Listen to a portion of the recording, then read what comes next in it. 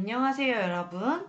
오늘 하루 독서 오화독 상상 초월 미래의 집 두 번째 시간입니다. 지난 시간에는 집의 의미가 과거에서부터 현재, 미래에까지 어떻게 변화하고 있는지, 또 미래의 집은 어떤 모습일지 상상해보는 시간을 가졌어요. 이번 시간에는 선생님이 들려주는 책을 듣고 또 스스로 책을 읽어보는 시간을 가질게요. 첫 번째 활동, 선생님이 들려주는 이야기 듣기. 두 번째 활동, 스스로 책 읽기 시간으로 이어집니다. 첫 번째 활동입니다. 선생님이 지금부터 상상, 초월, 미래의 집, 글 서랜드 테일러, 그림 모레노 키아키에라, 미셀토드, 계암나무 출판사에서 지어진 상상, 초월, 미래의 집이라는 이야기를 일부 들려주려고 해요. 잘 들어보세요. 공간을 활용한 집. 인구는 갈수록 느는데 지구의 크기는 그대로예요. 사람들은 비좁은 도시에서 북적북적 모여 살지요. 어떻게 하면 공간을 잘 활용할 수 있을까요? 네모난 집을 블록같이 쌓아 올린 건물이야. 집을 하나하나 떼어낼 수 있을까? 각 집의 창문을 여러 방향으로 내서 밖을 내다보기에 좋아. 집들을 다른 모양으로 쌓으면 어떨까? 건물 한가운데는 계단을 두고 함께 사용하지. 집을 이처럼 바닥에서 띄어지으려면 가벼운 재료를 써야 해. 차곡차곡 쌓은 집. 미래에는 좀 더 손쉽게 집을 지을 거예요. 주문만 하면 공장에서 미리 만들어 놓은 집을 옮겨와 뚝딱 조립해 짓지요. 마치 기계의 부품같이 방이나 계단, 화장실들을 따로 만들어 원하는 곳에 조립해요. 게다가 필요하면 언제든 방의 위치나 집의 모양을 바꿀 수 있어요. 이러한 집을 모듈러 주택이라고 해요. 알루미늄과 같이 가벼운 소재로 만들면 집들을 높이 쌓아 아파트처럼 짓는데 4일 정도밖에 걸리지 않아. 컨테이너를 재활용하여 모듈러 주택을 만들었어. 모듈러 주택은 다른 집보다 빠르게 지을 수 있고 공사할 때 먼지나 소음이 덜해요. 또한 좁은 땅에 맞춰 짓기도 좋아요. 나중에 집이 필요 없어지면 조립을 뜯어서 재활용하여 쓰레기를 줄일 수 있답니다. 쉽게 옮겨서 조립하는 집은 미래에 인기가 아주 많을 거예요. 도시에 집을 지을 땅이 줄어들 뿐더러 교통이 편리해짐에 따라 전 세계를 돌아다니며 일하는 사람들이 점점 늘어날 테니까요. 2017년 12월 서울에 지은 우리나라 첫 모듈러 주택입니다. 겉으로 보기에는 평범한 아파트 같지만 각 집들을 조립해서 지은 건물이랍니다. 집을 더 넓게 쓰려면 같은 장소에 집을 짓더라도 어떻게 설계하느냐에 따라 집의 넓이와 둘레가 달라져요. 설계를 잘하면 공간을 더 넓고 효율적으로 쓸 수 있어요.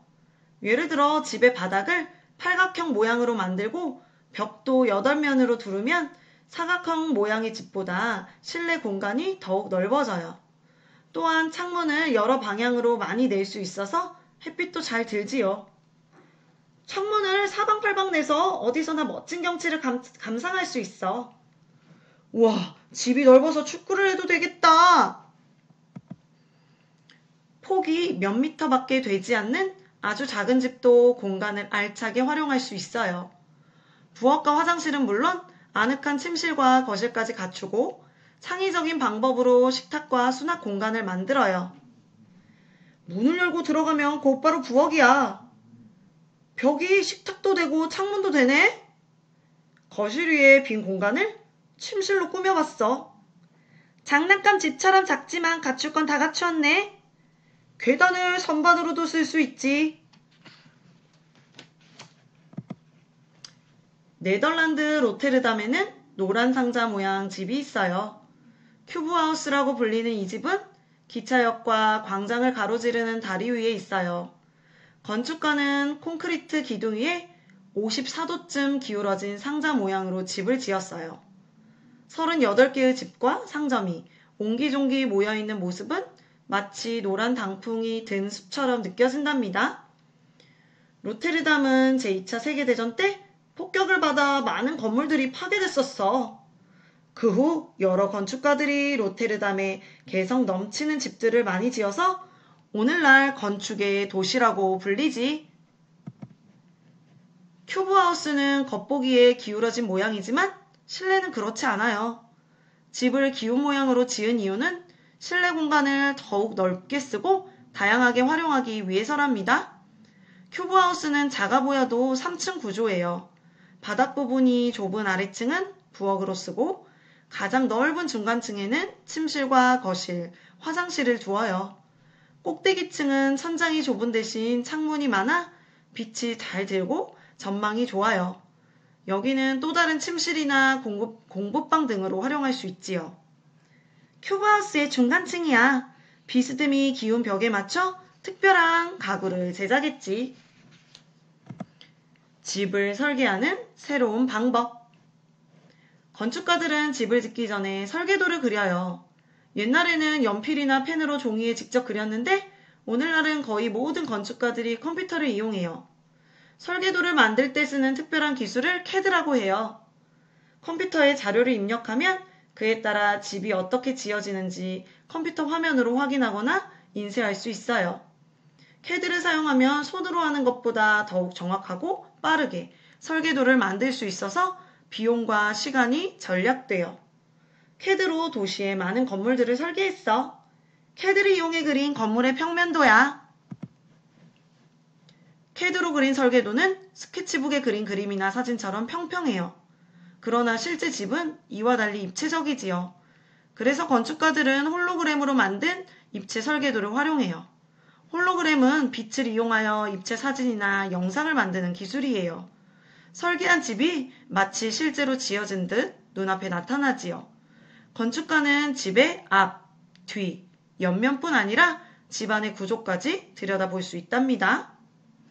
설계한 도시를 홀로그램을 이용하여 입체적으로 나타냈어. 더불어 사는 집. 미래에 더욱 쾌적하고 행복하게 살기 위해서 집을 어떻게 지어야 할까요? 사람들이 사이좋게 어울리고 자연을 파괴하지 않도록 여러 가지를 고려해야 한답니다. 이런 집들에 대해 알아봐요. 사람들이 어울려 살기 좋은 미래 도시를 만들자. 커다란 건물을 짓고 함께 쓸 공간을 마련하면 좋겠어. 나는 결혼하지 않고 혼자 살 거니까 이웃과 더 잘 어울리고 싶어. 모두가 함께 정원을 가꾼다든가 거실을 같이 써보면 어떨까? 미래에는 자연과 잘 어울려 사는 것도 중요해. 자연이 파괴되면 사람들도 살기가 힘들어지니까. 그러려면 집을 어떻게 지어야 할까? 미래 도시는 어떤 모습일까? 사회가 변하면서 오늘날에는 혼자 사는 사람들이 많아요. 이렇게 한 가정에 식구가 한 명인 가정을 1인 가구라고 하는데 미래에는 1인 가구가 더욱 늘어날 전망이에요. 그러나 사람들은 혼자 살더라도 여전히 가족처럼 서로 의지하며 가까이 지낼 이웃과 친구들을 원해요. 미래의 집은 혼자 사는 사람들이 편리하게 생활하면서도 다른 사람들과 함께 어울려 살 수 있도록 설계될 거예요. 집의 크기가 조금 작아지는 대신 이웃들과 이야기를 나누고 어울릴 수 있는 공용 공간을 갖추는 거지요. 미래 도시는 이렇게 생겼을 거야. 사람들은 편리한 도시 생활을 원하면서도 서로 어울려 살기를 원해. 인간은 사회적 동물이라는 말도 있잖아. 마을 같은 아파트. 이스라엘 출신의 건축가 모셰 사푸디는 우리는 멋진 도시 생활을 원한다. 더불어 열린 공간에서 살기를 원한다. 라고 말하며 헤비타트 67이라는 아파트를 지었어요. 아파트이지만 공간이 완벽히 나누어지거나 끊어지지 않아요. 집들을 서로 연결하여 공간이 양옆으로 이어지고 앞뒤로 트이도록 설계했지요. 헤비타트 67은 350개가 넘는 상자 모양 집들이 삐뚤삐뚤 쌓인 모양이에요. 덕분에 아래층의 지붕을 위층의 정원으로 쓸 수 있어요. 창문을 다양한 각도로 내거나 삐뚤어진 틈 사이 공간을 활용하기에도 좋지요. 여러 명이 모여 사는 가족뿐 아니라 혼자 사는 사람들도 편하게 생활할 수 있도록 복도를 설계하고 산책로나 정원처럼 함께 쓰는 공간도 두었답니다. 헤비타트 67의 모습이야. 아주 복잡하게 생겼네? 아파트가 아니라 언덕 위에 있는 마을처럼 보이기도 해. 각자 따로 살면서도 여러 공간을 나눠 쓰는 구조가 특이하네. 구멍이 숭숭 뚫린 모양으로 설계해서 바람과 햇빛이 골고루 잘 들겠어. 여럿이 같이 쓰는 집. 도시 생활은 무척 편리하지만 도시에 집을 사려면 많은 돈이 필요해요. 혼자 힘으로는 아주 작은 집을 구하기도 어렵지요. 그래서 사람들은 도시에 살면서도 넓고 쾌적한 집을 구하기 위해 서로 힘을 합쳐요. 집이 필요한 사람들이 주택협동조합이라는 단체를 만들어 돈을 모으고 집을 사서 함께 살아가기도 해요. 이렇게 하면 혼자서 집을 구할 때보다 더 적은 돈으로 안전하고 살기 편한 집을 얻을 수 있지요. 뿐만 아니라 좋은 이웃도 생겨요. 스위스에서는 새로 짓는 집 4채 중 한 채를 협동조합으로 지어.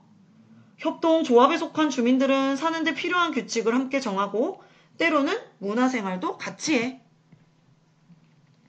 또 다른 방법으로 여러 명이 한 집에 살면서 침실만 따로 쓰고 거실과 부엌, 화장실 등을 함께 사용하는 공유주택이 있어요. 공유주택은 아주 새로운 집은 아니에요. 일본에는 대략 40년 전부터 있었지요.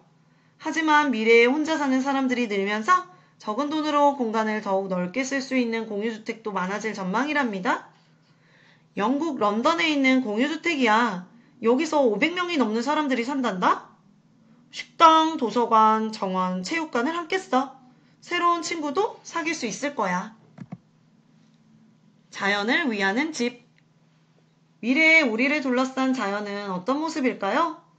우리가 어떤 집을 짓고 사느냐에 따라 지금의 자연을 지킬 수도 있고 그렇지 못할 수도 있어요. 집에 난방이나 냉방을 할 때 전기와 가스 같은 연료를 사용하는데 이 연료를 만들거나 태울 때 자연이 오염돼요. 그래서 미래의 집은 연료를 덜 사용하거나 자연을 오염시키지 않는 새로운 연료를 사용하도록 설계해야 해요. 태양광 발전 장치를 지붕에 달아서 자연을 오염시키지 않고 전기를 만드는 집이야. 자연을 잘 지켜야 깨끗한 물과 공기를 마실 수 있지. 건축가들은 상상력을 한껏 발휘해 자연에 해롭지 않은 방식으로 생활할 수 있는 집을 설계해요. 그러다 보면 집의 모양이 아주 독특해지기도 하지요. 집이 정말 희한하게 생겼네. 미래의 집은 연료를 덜 쓰거나 스스로 만들어낼 수 있도록 지금과는 다른 모양으로 설계될 거야. 전등을 켜지 않아도 실내가 밝도록 벽 사이사이에 틈을 냈어. 햇빛이 사방으로 들어오네. 패시브 하우스라는 집은 바깥과 실내 사이에 열이 잘 통하지 않게 지어서 연료를 적게 사용해요. 집을 지을 때 벽을 아주 두껍게 만들어 비용이 조금 더 들기는 하지만 한겨울에 난방을 하지 않아도 따뜻하고 한여름에 선풍기나 에어컨을 틀지 않아도 시원해요. 패시브 하우스는 독일에서 처음 시작되었어요. 독일의 큰 도시 프랑크푸르트는 2009년부터 모든 건물을 패시브 하우스로 설계하도록 했어요. 앞으로 더 많은 나라에서 패시브 하우스를 지을 거예요. 이 사진은 경상북도 영양군에 있는 패시브 하우스야. 액티브 하우스는 연료를 덜 쓰는 데에서 더 나아가 연료를 스스로 만들어내는 집이에요. 연료 전지, 태양광과 바람, 심지어 음식물 쓰레기를 이용해 연료를 만들지요. 이런 연료를 신재생에너지라고 해요. 신재생에너지는 다른 연료보다 자연을 덜 오염시켜요. 집에서 쓰고 남은 에너지는 전기 자동차를 충전하는 데 쓸 수 있어 대기 오염을 줄이는 효과까지 거둘 수 있답니다. 바람과 태양광 등을 이용해서 스스로 전기를 만드는 집이야. 우리 집에도 커다란 바람개비처럼 생긴 풍력 발전기가 있었으면 좋겠다. 여러분, 어때요? 잘 들어보았나요? 참 흥미롭지요? 두 번째 활동입니다. 스스로 책 읽기. 화면을 멈추고 방금 선생님이 읽어준 글을 스스로 집중해서 읽어보세요.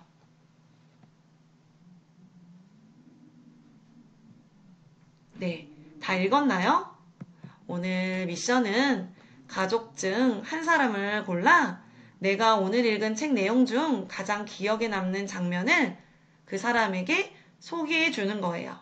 오늘 이 시간을 마치고 이 소개하기 미션을 수행한 친구들은 밴드의 댓글에 저는 땡땡땡에게 땡땡땡한 장면을 소개했어요 라고 남겨주세요.